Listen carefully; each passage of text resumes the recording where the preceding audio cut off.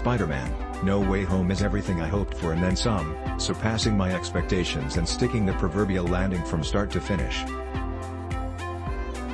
No Way Home caps off the Tom Holland Spider-Man trilogy and really the entire modern Spider-Man cinematic era perfectly. It's the best movie in the Marvel Cinematic Universe in years, combining lots of web-slinging action, laugh-out-loud humor, truly powerful nostalgia and some deeply emotional moments into a tour de force of superhero cinema. I say this as someone who has grown a lot more cynical and jaded about superhero movies these days.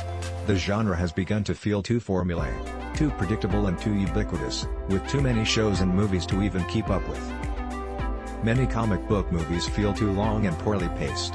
Even the good ones often fall apart in the third act and would be better served with 20 or 30 minutes shaved off.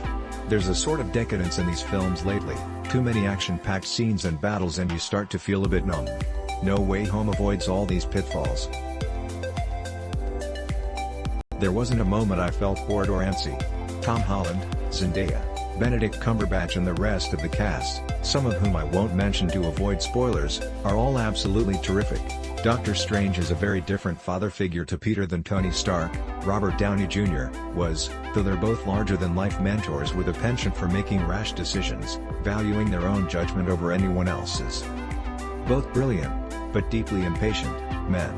No Way Home picks up right after the very end of Spider-Man: Far From Home when Mysterio, Jake Gyllenhaal, reveals Spider-Man's identity to the world in a last-ditch attempt to frame him for Mysterio's own crimes.